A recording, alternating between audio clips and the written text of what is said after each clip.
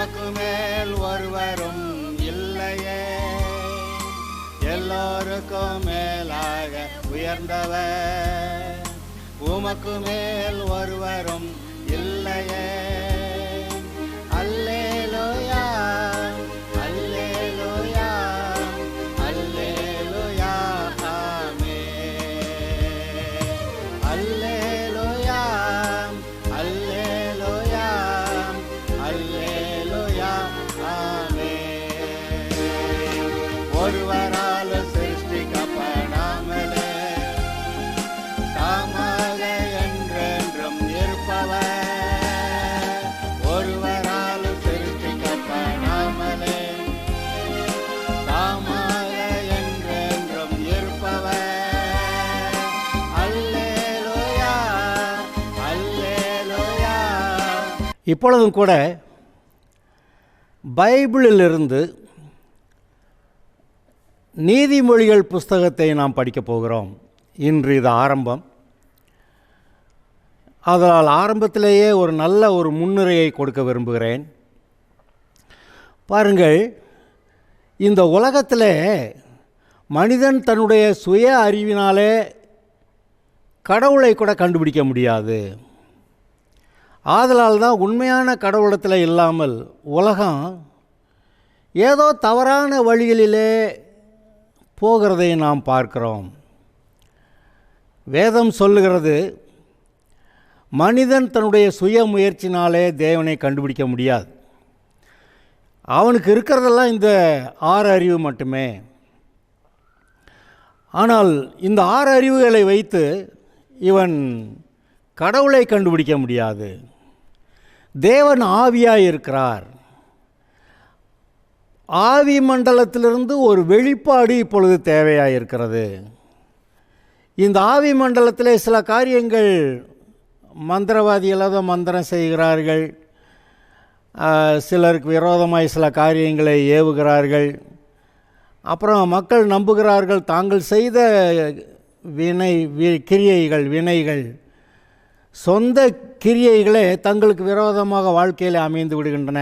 செய்வினை தாங்கள் செய்த காரியங்களே தங்களுக்கு தீமையாக முடிந்து விடுகிறது என்றெல்லாம் நம்புகிறார்கள். ஆனால் உண்மையாகவே தேவனை பற்றிய வெளிப்பாடு பரலோகத்திலிருந்து வர வேண்டியதாக இருக்கிறது. கடவுள் இருக்கிறார்னு கண்டுபிடிச்சிருவாங்க. அதாவது இயற்கையை பார்க்கும்போது இவையெல்லாம் எப்படி வந்தது என்று ஒரு கேள்வி. அப்புறம் இந்த இயற்கையில் இருக்க சகல காரியங்களும் எல்லாம் ஒரு ஒழுங்கின்படி செயல்படுகிறது. Nothing is at random. தாறுமாறாக இஷ்டத்துக்கு எதுவும் இல்லாமல் எல்லாவற்றிலும் இருக்கக்கூடிய ஒரு ஒழுங்கை பார்க்கும்போது இப்படி ஒழுங்கின்படி சகலத்தையும் உண்டாக்கியிருக்கிற ஒருவர் இருக்கிறார் என்று நினைக்க தோன்றுகிறது. அது மாத்திரமல்ல, இந்த மனிதனுடைய நினைவில் பார்க்குற நல்லவர்கள் கெட்டவர்கள்லாம் இருக்கிறாங்க. கடைசியில் நியாய தீர்ப்பு ஒன்று இருக்கும் என்று அவனுடைய மனதில் ஒரு எண்ணம் இருக்கிறது. இதையெல்லாம் பார்க்கும்போது கடவுள் இருக்கிறார் என்று தெரிகிறது, யார் கடவுள் என்று தெரியவில்லை. இங்கே தான் பாருங்கள், தேவனே ஒரு விசேஷ விதத்தில் ஒரு வெளிப்பாட்டை கொடுக்க வேண்டியிருக்கிறது. It is called special revelation. இந்த ஸ்பெஷல் ரெவலேஷன் மூலமாக ஆரம்பம் முதல் அந்த ஆதியாகமத்தில் ஆதாம் ஏவாள் சிருஷ்டிக்கப்பட்ட முதல் தேவன் ஆதாம் ஏவாளிடத்தில் பேசிய விஷயங்கள், அது முதல் அநேக தலைமுறைகளிலே தேவன் மனுஷனிடத்தில் நேரடியாக பேசியது, இதெல்லாம் பைபிளில் ரெக்கார்ட் ஆகியிருக்கு. அப்புறம் ஒரு காலகட்டத்துக்கு பிறகு கர்த்தரே முன்னாடி நின்னா கூட அவர் வந்தது அவனுக்கு தெரியல. ஏன்னா அவனுடைய மனக்கண்கள் குருடாகிவிட்டன. பாவம் பெருகும்போது மனக்கண்கள் குருடாகி விடுகிறது. அதாவது ஆவி மண்டலத்தில் நடக்கிற காரியங்களை அவன் அறிந்து கொள்ள முடியவில்லை. ஆவி மண்டலத்தில் தேவன் இருக்கிறார், பிசாசு இருக்கிறான், தேவதூதர்கள் பிசாசின் தூதர்கள் இருக்கிறாங்க. மனுஷன் கூட ஆவிதான், ஆனால் இந்த சரீரத்துக்குள்ளே குடியிருக்கிறான். இந்த ஆவியாக இருக்கிற மனுஷனுக்கு ஆவி மண்டலத்தில் தொடர்பு கொள்ள முடியும். அவன் விரும்பினால் தேவன் கொடுக்கிற அந்த வார்த்தைகளை பெற்று தேவனுடைய வெளிச்சத்தில் நடக்கலாம். அவன் விரும்பினால் பாவத்தை விரும்பி பிசாசு கொடுக்கிற அந்த ஆலோசனைகளின்படி நடந்து அவன் இந்த பூமியிலும் ஒரு நரக வாழ்க்கை, போகிறதும் நிஜ நரகமாகி விடுகிறது. ஆகிலும் தேவன் தன்னை பற்றி எந்த ஒரு வெளிப்பாடும் கொடுக்காமல் பாவியாயிட்டே இல்லை, ஆதாம் பாவம் செஞ்சான், அவனுடைய பிள்ளைங்க பாவியின் பிள்ளைங்க, நீங்கள் பாவிகள் தான், போங்க நரகத்துக்கு என்று அவர் எந்த மனுஷனையும் அப்படி நரகத்துக்கு அனுப்பவில்லை. ஆதாமுடைய காலம் முதல் தலைமுறையாக இன்றைக்கு இருக்கிற காலம் வரைக்கும் சரி, இனி இயேசு வந்து சபையெல்லாம் பரலோகத்துக்கு எடுத்துகிட்டு போய் பிறகு அதற்கு பிறகு நித்திய நியாய தீர்ப்பு என்று ஒன்று வருகிறதே, இந்த பூமியில் கடைசி தலைமுறையில் இருந்த கடைசி மனுஷனுக்கு கூட அது வரைக்கும் தேவன் வந்து பேசி தன்னை பற்றி வெளிப்படுத்துவார் என்று நாம் அறிகிறோம். ஏன்னா ஒரு வெளிப்பாட்டையும் கொடுக்காம, ஒரு எச்சரிக்கையும் கொடுக்காம, ஒரு வழிநடத்தலையும் கொடுக்காம நீ பாவி அதனால் நரகத்துக்கு போனால் அது அங்கே அவர்கிட்டயே அங்கே நீதி செத்து போகும். இன்றைக்கு நாம் பாவியாக பிறந்தது நம்ம விரும்பி எதுவும் பிறந்தோமா? இல்லை. நம்ம பிறந்தது ஆதாமின் சந்ததியாக பிறந்துட்டோம். அதனால் ஆதாமின் சந்ததியாக எல்லோரும் பாவிகளாக பிறக்கிறோம். பாவிகள் என்ன செய்வாங்க? பாவம்தான் செய்வாங்க. அதனால் இப்போ நாம் செய்கிற பாவங்களுக்காக கர்த்தர் நம்மளை நியாயம் தீர்க்க முடியாது. ஆனால் எப்போ நியாயம் தீர்ப்பார்? நம்மகிட்ட அவர் வந்து பேசி, நான் தேவன் பேசுகிறேன், உன்னை உண்டாக்குன ஆள் பேசுகிறேன், என்கிட்ட வந்துரு, இப்போ நீங்கள் இருக்கிற பாவத்தில் தொடர்ந்து இருக்காதீங்க, தொடர்ந்து நீங்கள் அந்த பாவத்தில் இருந்தீங்கன்னா நீங்கள் நிச்சயம் நரகம் போவீங்கன்னும், நீங்கள் மனம் திரும்பி என்கிட்ட வந்துட்டா நான் உங்களை என்னுடைய பிள்ளையாக ஏற்றுக்கிறேன்னு அப்படி சொல்லணும். அப்படி சொல்லாமல் அவர் நியாயம் தீர்க்க முடியாது. அப்படி செஞ்சால் அவர்கிட்ட நீதி இருக்காது. ஆதலால் அவர் ஆதாம் முதல் கடைசி மனுஷன் வரைக்கும் எல்லா தலைமுறையிலையும் எல்லா மனுஷர்கிட்டையும் அவர் பேசி, மனம் திரும்புங்கள், பரலோக ராஜ்யம் சமீபமாக இருக்கிறது என்று இயேசு பிரசங்கித்தார் பாருங்க. அதுபோல் இந்த பிரசங்கம் ஆதாமுடைய காலம் முதல் இருந்து கொண்டிருக்கிறது, இன்றைக்கும் இருக்கிறது. ஒருவேளை இந்த கிறிஸ்தவர்கள் சுவிசேஷம் அறிவிக்கிறார்களே, இயேசு கிறிஸ்து உன்னுடைய பாவங்களுக்கு பரிகாரம் செய்திருக்கிறார், ஆதலால் இவர் மூலமாய் பாவ மன்னிப்பு ரட்சிப்பு உண்டாகும் என்று சொல்லி இதை சுவிசேஷம் என்று சொல்லுகிறோம். இந்த சுவிசேஷம் அறிவிக்கிறார்களே, இதுபோல் சில நாடுகளில் சில சமுதாயங்களில் அறிவிக்கப்படாமல் இருக்கலாம். ஆனாலும் அவர்களுடைய மனசாட்சிக்குள்ளே தேவன் பேசுகிறார். சிறிய விஷயமாக இருந்தாலும் சரி, பெரிய விஷயமாக இருந்தாலும் சரி, ஏதாவது தவறு என்றால் நம்முடைய உள்ளத்திலே தெரிகிறது. அது தவறு என்று தெரிந்த பிறகு நம்முடைய மனசாட்சியை மீறி ஒரு காரியத்தை செய்யும்போது தான் அது பாவமாகிறது. ஆதலால் இந்த விதத்திலே தேவன் பூமியில் இருக்கிற சகல மனிதர்களிடத்துலையும், ஏன் கிறிஸ்தவர்கள்ட்டையும் இதை பேசத்தான் செய்கிறாரு. கிறிஸ்தவர்களுக்கு எக்ஸ்ட்ராவாக இந்த பைபிள் கொடுக்கப்பட்டிருக்கிறது. இந்த பைபிளில் சத்திய வசனங்கள், மனிதனுக்கு தேவையான எல்லா வழிநடத்துதல்களும் இதில் எழுதப்பட்டிருக்கிறது. ஆதியிலே தேவன் வானத்தையும் பூமியை சிருஷ்டித்தார் என்று ஆரம்பித்து மனிதனுடைய சிருஷ்டிப்பை பார்க்கிறோம். பிறகு மனிதனுடைய வாழ்க்கையிலே ஒவ்வொரு காலகட்டத்தில், இவன் தான் பாவத்தில் விழுந்துட்டானே, இப்போ அவனை மீட்கிறதுக்காக ஒவ்வொரு காலகட்டத்திலும் அவர் மனிதனோடு கூட இடைப்பட்டு என்னிடத்தில் வந்துவிடு, மனம் திரும்பு என்று சொல்லி அவர் கூப்பிடுகிறதையெல்லாம் எல்லாருடைய மனசாட்சியிலையும் பார்க்கலாம். நீங்கள் ஒரு பெரிய தப்பாக ஏதோ செய்ய போகிறப்ப மனசு அடிச்சுக்கும். ஆனால் நல்ல காரியம் செய்ய போகிறப்ப மனசு ரொம்ப சமாதானமாக இருக்கும். இந்த உள்ளத்துக்குள்ள இருதயத்தில் உணர்வுகளில் கர்த்தர் பேசுகிறாரு. சரி, இப்பொழுது இந்த பைபிளில் நான் சொல்கிறேன், மனிதனுடைய வாழ்க்கைக்கு தேவையான தேவனுடைய வழிநடத்துதல் எல்லாம் எழுத்துப்பூர்வமாய் கொடுக்கப்பட்டிருக்கிறது. ஆதாமுடைய காலம் முதல் மனுஷர் எப்படி பாவத்தில் வாழ்ந்தாங்க, ஒரு நோவா காலம்னு அந்த காலகட்டத்தில் எப்படி எல்லாரும் பாவிகளாக போயிட்டாங்க, அதனால் உலகத்தில் இருக்க எல்லா மனுஷர்களையும் ஜீவராசிகளையும், அதாவது நாசிலே சுவாசம் உள்ள ஜீவராசிகள் எல்லாத்தையும் அழிக்கணும்னு அழிச்சாருன்னு பார்க்குறோம். பிறகு நோவா காலத்தில் அவனுடைய பிள்ளைய செம், காம், யாப்பேத் 3 பேர் அவங்களுடைய குடும்பத்தார் இருந்தாங்க. அந்த 8 பேர் நோவா பேழையில் காக்கப்பட்டாங்க. அப்புறம் அந்த 8 பேர் மூலமாக பூமியில் மக்கள் பெருகினார்கள். அப்புறம் கூட எல்லாரும் பாவ வழியில் போயிட்டாங்க.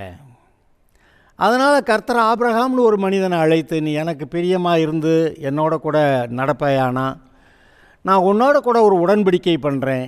அந்த உடன்படிக்கையின்படி மனுஷனுடைய பாவங்களுக்கு பரிகாரம் செய்ய என்னுடைய குமாரனாய் இயேசுவை அனுப்புவேன். அதன் மூலமாக நீயும் பாவம் மன்னிக்கப்பட்டு நீ பரலோகம் வரலாம் என்றெல்லாம் ஆபிரகாமுக்கு பேசி, அதை நம்பி ஏற்றுக்கொண்ட ஆபிரகாம் உத்தமமாக அவருடைய வழியில் நடந்தான். பிறகு அந்த உடன்படிக்கையின்படி நீ உன்னுடைய குமாரனை கொடுத்தா நான் என்னுடைய குமாரனை கொடுப்பேன்னாரு. தன்னுடைய குமாரன் ஈசாக்கு பலியிட போனான். ஆனால் பலியிட போகிறப்ப நிறுத்திட்டார். நீ உன்னுடைய குமாரனை பலியிட வேண்டாம், நான் என்னுடைய குமாரனை உன்னுடைய பாவங்களுக்காக பலியிட அனுப்புவேன் அப்படின்னு சொல்லிட்டார்.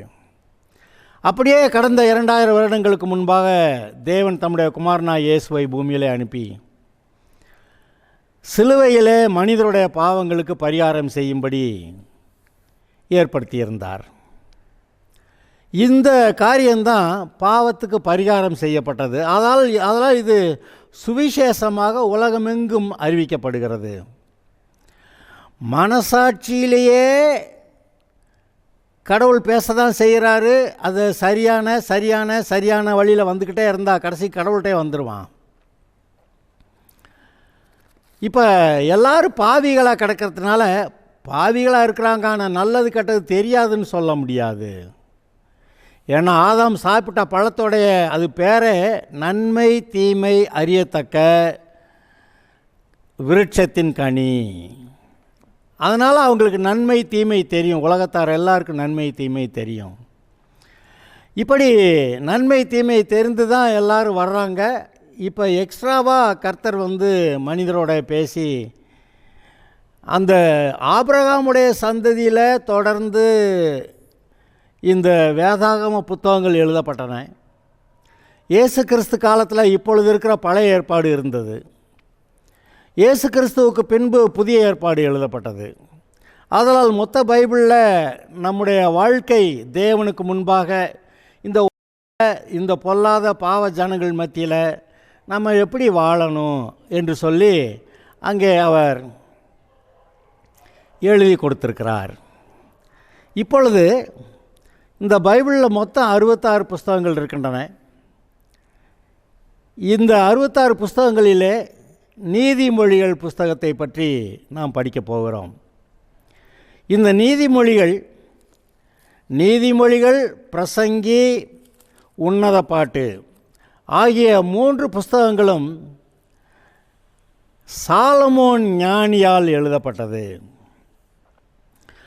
இந்த நீதிமொழிகள் விசேஷமாக இந்த பொல்லாத பாவ ஜனங்கள் மத்தியில் நம்ம எப்படி ஞானமாக அவங்களுடைய பாவத்தில் விழாமல் தேவனுடைய வழியில் செவ்வையாக நடந்து பாதுகாப்பாகவும் ஆசீர்வாதமாகவும் வாழுகிறது எப்படி என்று சொல்லி எழுதியிருக்கிறது. அடுத்து பிரசங்கி புஸ்தகத்தில் தேவனற்ற ஒரு வாழ்க்கை, உண்மையாக வானத்தையும் பூமியும் சிருஷ்டித்த தேவனோட கூட சேர்ந்து வாழாமல் இந்த உலக காரியங்களே கவனித்து சூரியனுக்கு கீழேன்னு சொல்லியிருக்கும். சூரியனுக்கு மேலே போனால் கர்த்தரை பார்த்துடலாம்ல. இந்த சூரியனுக்கு கீழே இருக்கக்கூடிய இந்த உலக காரியங்கள் உலக ஞானத்தில் மட்டும் வாழ்ந்தால் அது ரொம்ப பாவ உலகமாக இருக்கிறது. இந்த பொல்லாத பாவ உலகத்தின் ஜனங்கள் மத்தியில் நீங்கள் எப்படி ஞானமாக தேவனுடைய பிள்ளைய வாழலான்னு எழுதியிருக்கு. ஆனால் அந்த பிரசங்கி புஸ்தகத்தில் தேவனற்ற வாழ்க்கை எவ்வளவு பிரயோஜனமற்றது, ஒன்றுக்கும் உதவாத வாழ்க்கை, எல்லாம் இதை செஞ்சால் நல்லா இருக்கும், அதை செஞ்சால் நல்லா இருக்குன்னு மனுஷர்கள் பிரயாசப்பட்டு எதையெல்லாமோ செய்கிறார்கள். முடிவிலே அது மாயையும் மனதுக்கு சஞ்சலமாக இருக்கிறது என்று எழுதியிருக்கிறது.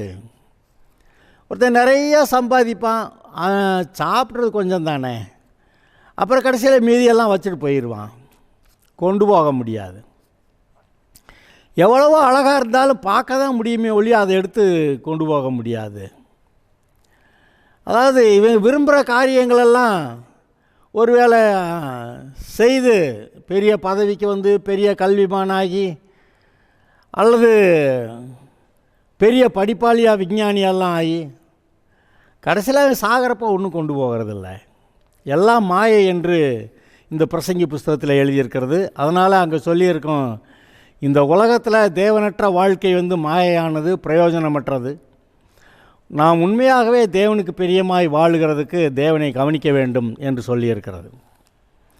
அடுத்து உன்னத பாட்டு, தேவனோடு கூட சேர்ந்து வாழ்ந்தால் இந்த பூமியில் கூட எப்படி ஒரு இன்பமான ஆசீர்வாதமான வாழ்க்கையை வாழலாம் என்று உன்னத பாட்டு சொல்லுகிறது.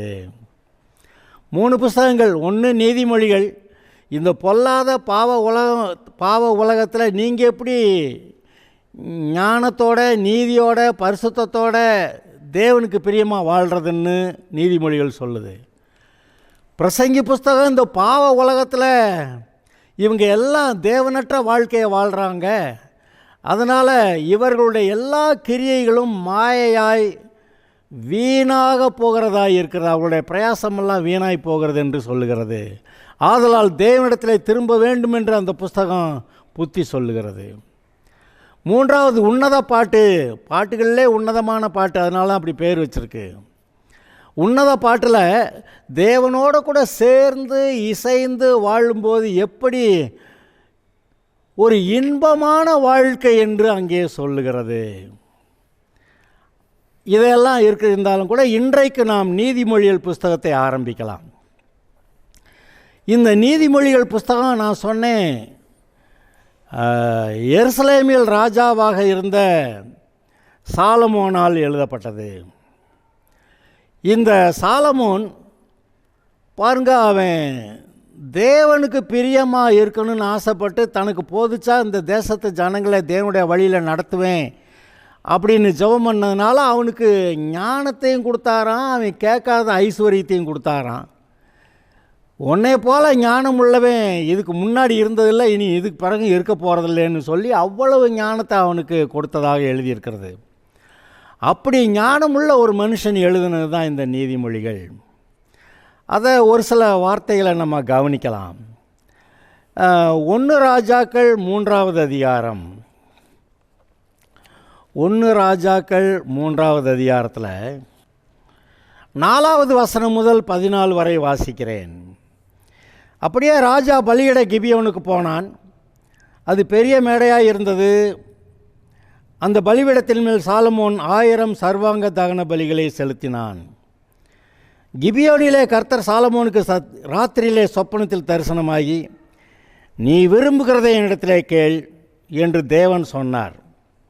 அதற்கு சாலமோன், என் தகப்பனாகிய தாவீது என்னும் உமது அடியான் உம்மை பற்றி உண்மையும் நீதியும் மனநேர்மையுமாய் உமக்கு முன்பாக நடந்தபடியே தேவரீர் அவருக்கு பெரிய கிருபை செய்து அந்த பெரிய கிருபையை அவருக்கு தற்காத்து இந்நாளில் இருக்கிறபடியே அவருடைய சிங்காசனத்தில் வீற்றிருக்க ஒரு குமாரனை அவருக்கு தந்தீர்.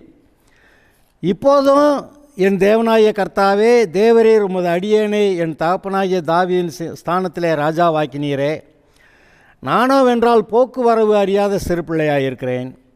நீர் தெரிந்து கொண்டதும் ஏராளத்தினால் எண்ணிக்கைக்கு அடங்காததுமான லக்கத்துக்கு உட்படாததுமான திரளான ஜனங்களாகிய உமது ஜனத்தின் நடுவில் அடியேன் இருக்கிறேன்.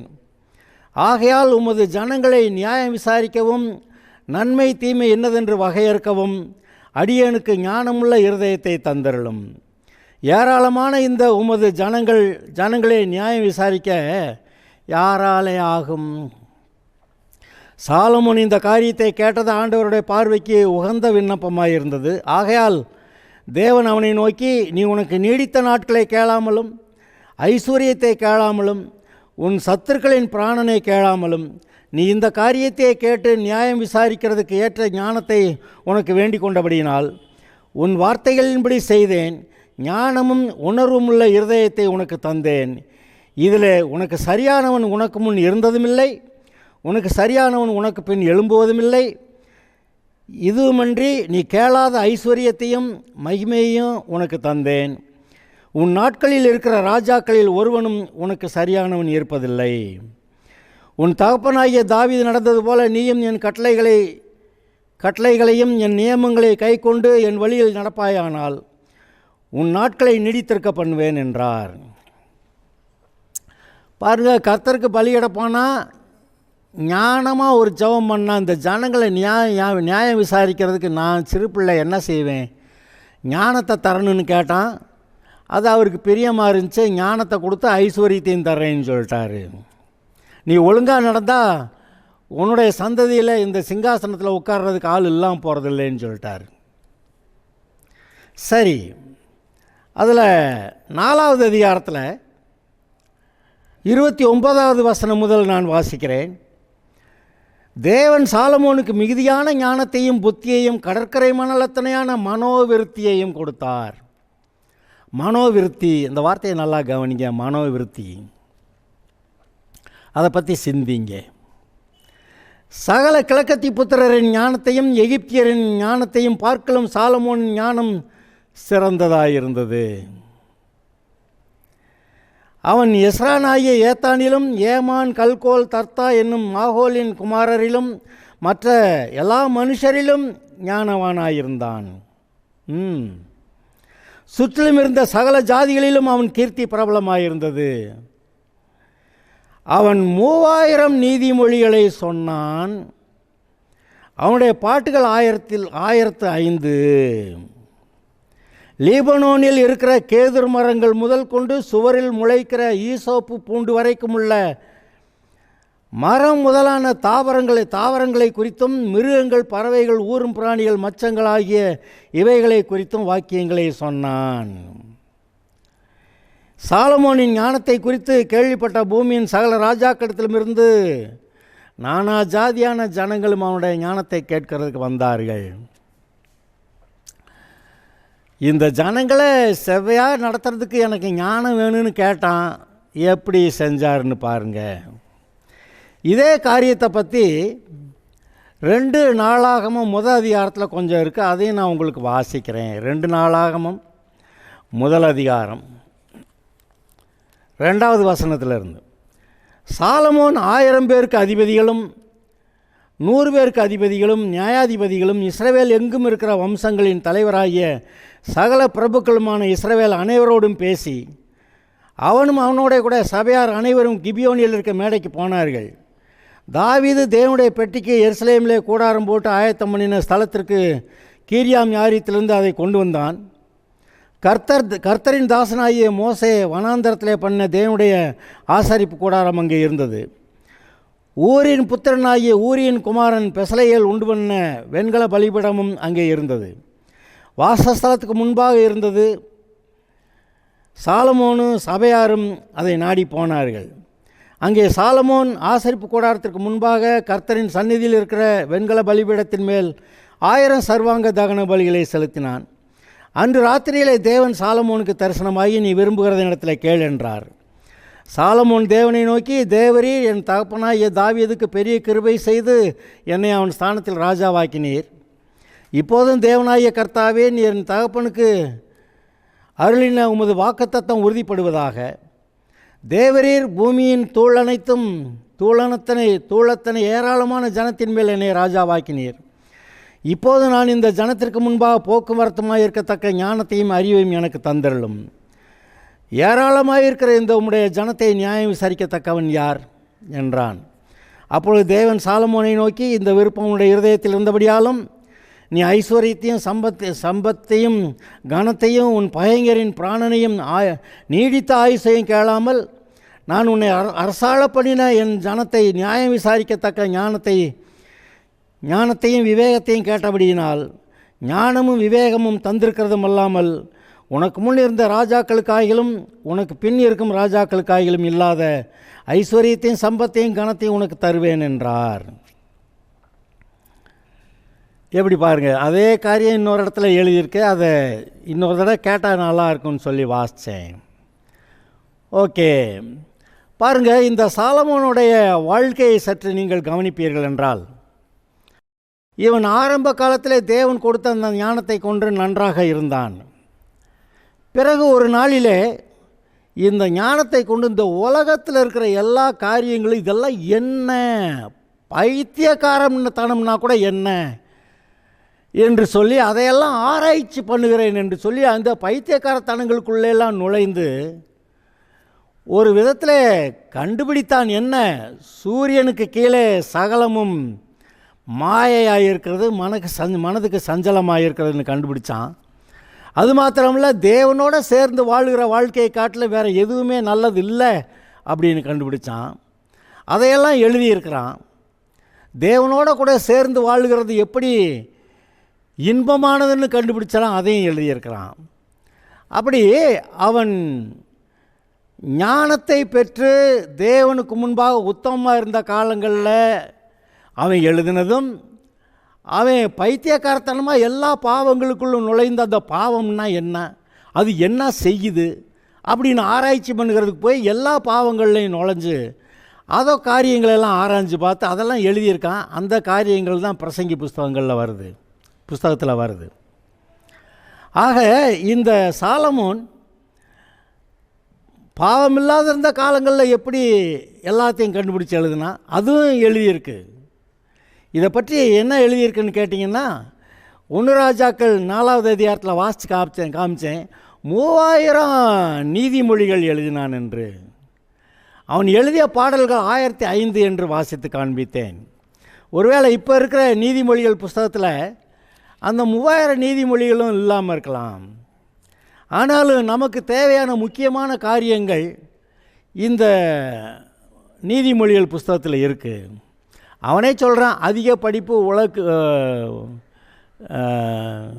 உடலுக்கு இழைப்பு, அதனால் தேவையான அளவுக்கு எழுதியிருக்கேன்னு சொல்லி எழுதியிருக்கிறத பிரசங்கி புஸ்தகத்தில் நம்ம பார்க்கலாம். ஆக அருமையானவர்களே, இந்த நீதிமொழிகள் புஸ்தகத்தை வாசிக்கிறது ரொம்ப நல்லது, நம்முடைய வாழ்க்கைக்கு நல்லது. இந்த ஒரு வார்த்தையை மறுபடி சொல்லுகிறேன். இந்த நீதிமொழிகள் புஸ்தகம் எப்படி ஞானத்தை போதிக்கிறது என்று கேட்டால், மொத்தம் 31 அதிகாரம் இருக்குது.